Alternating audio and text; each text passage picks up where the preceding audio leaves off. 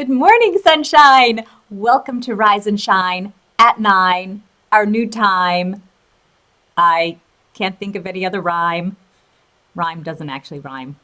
Rise and Shine at 9 every Friday morning. The show for whom? For entrepreneurs and people who want the freedom, flexibility, and fulfillment of doing what they love and making a comfortable living. I am Nika Stewart. If we don't know each other, if this is your first time here, put new in the comments so we can meet and become good friends. Like I said, my name is Nika Stewart. I am the CEO of Streambank Media, a social media management agency for entrepreneurs and thought leaders, and the founder of Shine 365, a content creation club for female entrepreneurs growing and shining online. And today on Rise and Shine, we're going to talk about imposter syndrome, which is, if you are an entrepreneur, I believe it affects mostly female entrepreneurs, but everyone has felt it at one time or another. And if you haven't, you can either keep scrolling or stay and share your secrets, because I'd like to hear them. Imposter syndrome it's a feeling that you are not as competent as the people around you think you are. So it's you're not as competent as others perceive you to be, and then so you feel like a fraud. They think that I'm so good, but what if they find out I'm an imposter? And I learned something new. I heard something new and kind of exploded my mind the way that I do now think about imposter syndrome. And I wanted to share that with you because it was so brilliant and helped me so much that I actually started getting excited about feeling imposter syndrome. Like, oh, now I want to feel imposter syndrome instead of being scared of it. It's something someone said and talked me through, and I want to share it with you. So if you would like to learn this brilliant new way to think about imposter syndrome so that perhaps it doesn't affect you as greatly and you can not feel like such a fraud, then stick around, grab your coffee. It is 9 a.m. here on the East Coast of the United States, 6 a.m. on the West Coast. So you either have to get up early, grab a few cups of coffee, or you can watch the replay. My friends in Great Britain and Europe, it's not the morning anymore. So grab a cuppa and join me. Because if you have your cuppa, if you have your coffee, it's time to rise, and it's always time to shine. So let's do this.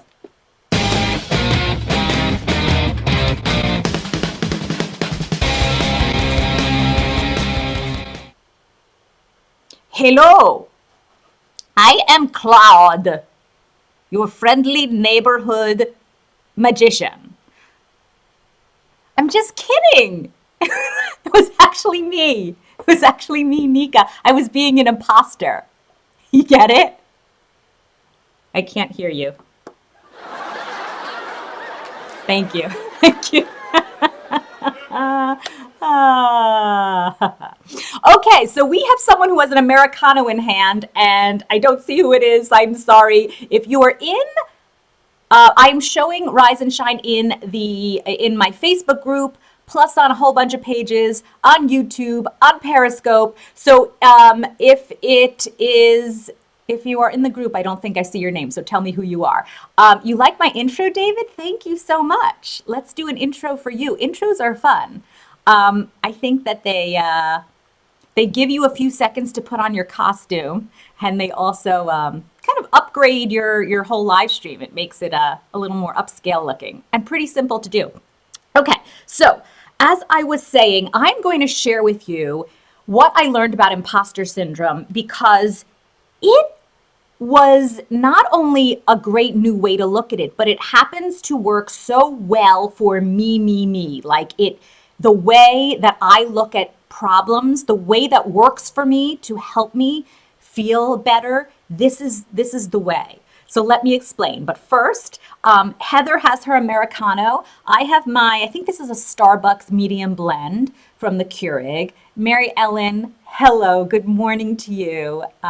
Look who's talking, amazing, amazing balls. Mary Ellen, great to see you. And like I said, tell me if we're new so we can continue to be friends. If you're new to Rise and Shine. By the way, put it on your calendar. This is our new time, 9 a.m. Friday mornings. We're going to rise and shine together. Coffee is my love language. So if it's yours, tell me what you like to have in your coffee. David, are you drinking coffee? Mary Ellen, do you have your cuppa with you? Let me know what you take in your coffee. It's very important. So last week on Rise and Shine, I was talking about resiliency and getting through challenges, the way that I got through my last year of cancer treatments and the emotions and the physical challenges of it. And someone came on, good morning, Dark Horse. Someone came on and typed in, you're such a fighter. And I realize that that's really common to say and believe about people going through a challenge like an illness or a disease or treatments. But I hear a lot for people going through cancer, you're fighting it and you're such a fighter. Keep fighting and you'll win. And it brought up this thought that I never felt like I was fighting. And I can't say that was the reason that I got through it with such, I'll say ease. Totally wasn't easy, but from what I've seen, the challenges people going through, I think that I have gotten through this challenge in a easier way, and that might not be the word, but my point is the reason that I was able to laugh and get through, and I think laughter is the best medicine, but one of the things that was interesting is that I never saw it as a fight. So and I think this is great because when you fight, when you have an enemy, the enemy gets stronger. So if you're having an argument with someone and they say, no, it's this way, and you say, no, it isn't, then they stand their ground and get stronger and want to argue their point. But if you say to them, interesting, why do you think that? Then they stop fighting and they want to share. So instead of fighting, you accept, you might agree to disagree, but you're not fighting. And so, and I believe this is in karate or judo, like if someone punches you and you stand your ground, that's hard. If you go with it, it doesn't hurt.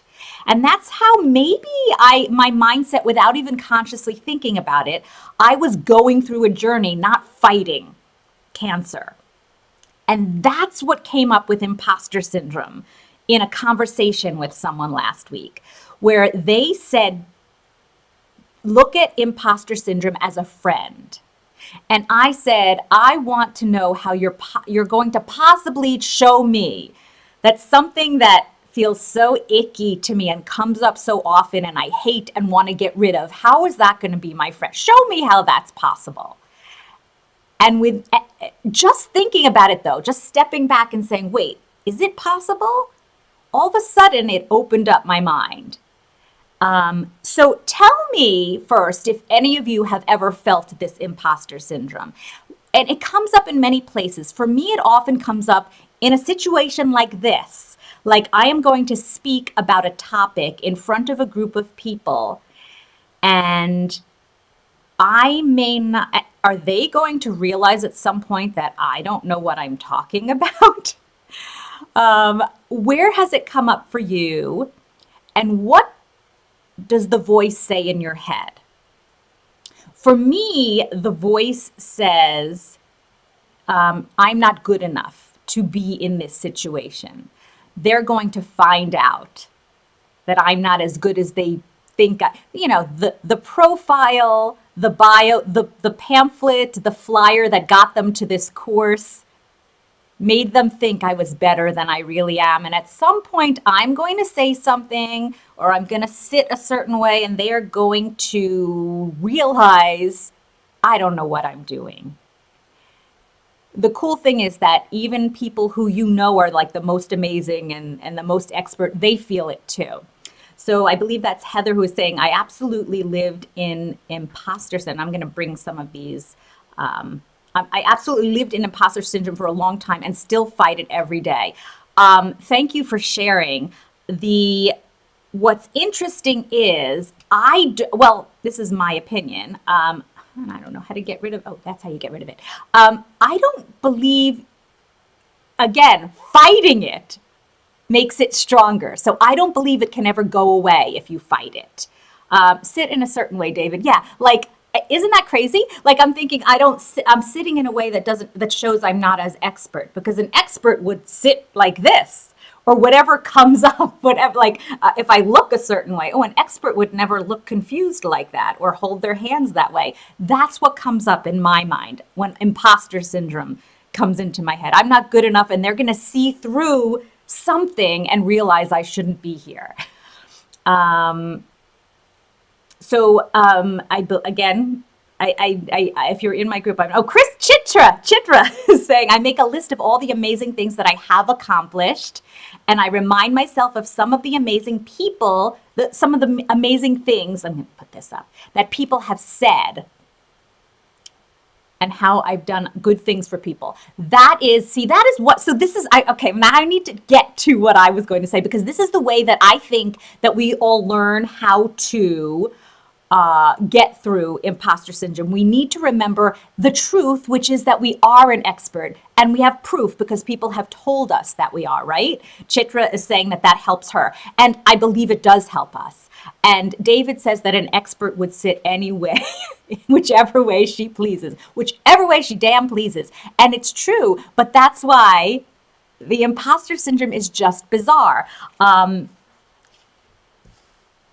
Okay. Here's what I heard. Instead of going like, no, I'm not an imposter, and here's some proof, which is a good way, it can work for us, but it's still going to keep coming up and fighting us. So what if we accept it? So as soon as I hear in my head going, well, I'm not the best person for this job, there are people who are better than me, I can say to that voice, that's true. There are certainly people out there who have more experience than me. There are people who might be better at this than me. There may be people who are better suited for certain people in the audience than me. And I know what I'm talking about too. I don't know if, I hope that I said that you heard that, because that, just saying that out loud to right now, my whole body felt really good. Instead of fighting it and saying, but I am good enough. People have told me that they've gotten great results from what I share. Instead of saying that at this moment, I say back to the voice, it's true. It's true. There are some people who might be more experienced or better at this than me. And, not but, and I am also good. And that is the difference between fighting imposter syndrome and making it your friend or taking it on your journey. Two things are coming up in my mind. Number one, it's how I was going through my cancer journey. I didn't fight it. I took it along with me. And number two, I think that the word and instead of the word or is often a lot more powerful.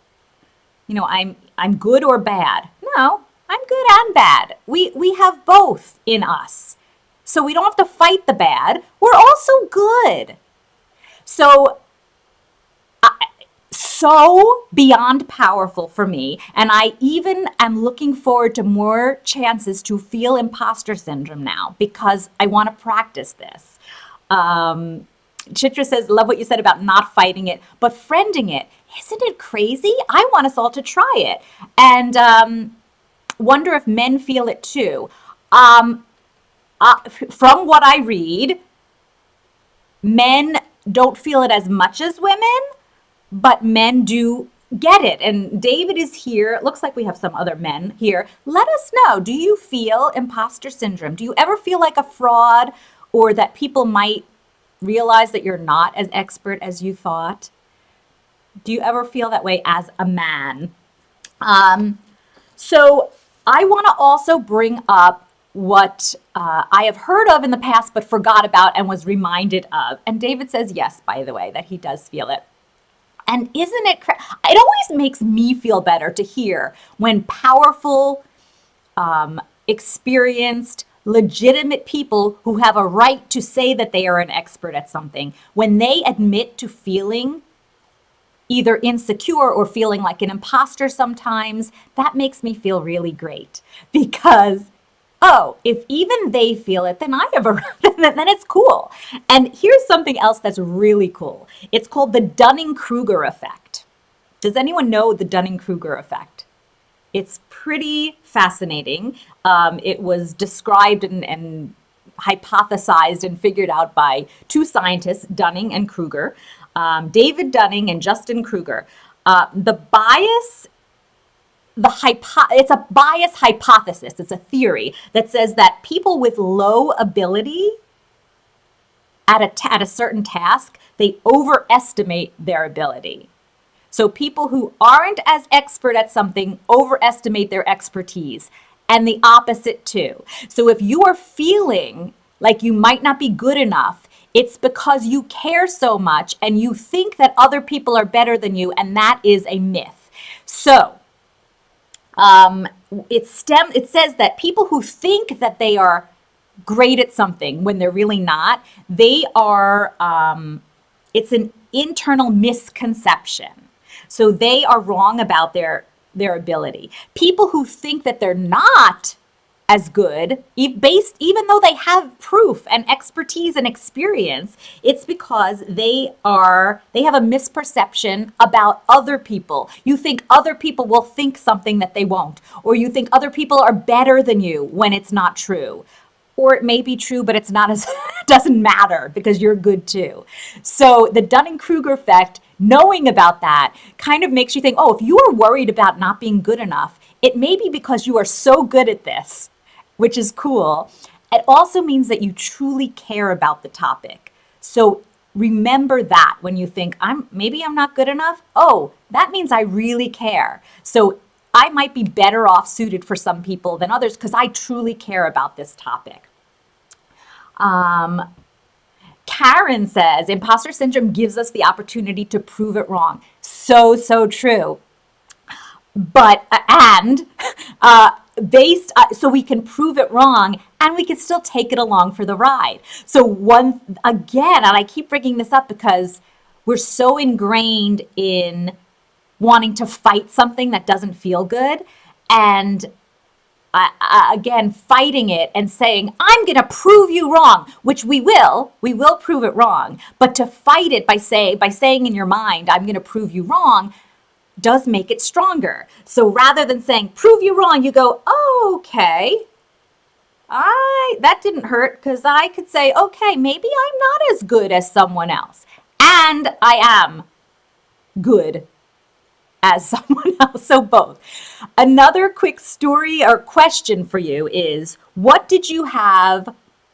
What are all the breakfasts that you had this week, in the past week? Think about all the things you ate for breakfast in the past week. How many of them were the absolute best breakfast in the world? Like, this is the best breakfast in the world. How many of the past 7 have been that? For me, it's 0. And I would likely think that if you had more than 0, then tell us about that breakfast, because I want to know. But I had 0 of the absolute best breakfast in the world in the past week. Does that mean I didn't enjoy my breakfast? No, I still enjoyed my breakfast very much. Delicious for me. Might have even been the best for me in that moment on that day. Not the best in the world. Still perfectly enjoyable and effective and delicious, and I loved it. So we don't have to be. Imposter syndrome is based a lot in perfectionism, and we don't have to be the best in the world. So many entrepreneurs are perfectionists, right? That's what holds us back from launching and doing many things. But we don't have to be the absolute best. There are people out there, I don't even know if we know who's the absolute best, but there are people who are better than us. There are people who aren't as good as us, and we are great.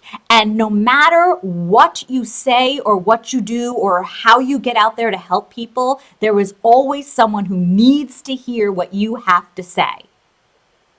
So keep all of that in mind.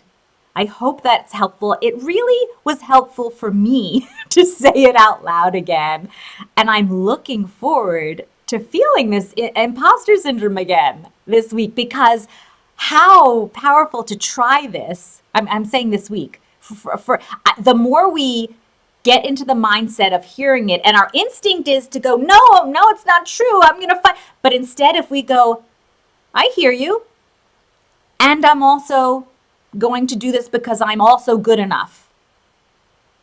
The more we consciously and intentionally do that, the more it becomes a habit where we don't even have to consciously think that. And imposter syndrome becomes our friend. So I don't know who says you. Yes, you, not me. You and you. It's true. That's something great to think about. And all of these things I think are very helpful to remember.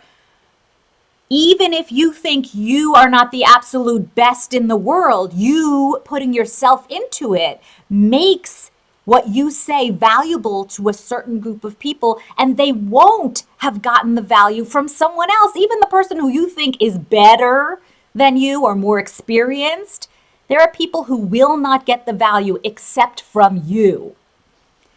David is asking, isn't that the question? Do we have something unique to contribute? That is a question, certainly, that comes up. And I assume that must be, it may be what you think other people are thinking also, but it sounds like that's what the voice in your head says when that imposter syndrome comes up. David, do you even have something unique to contribute? So that's the voice. And you can say, interesting, thank you for the question.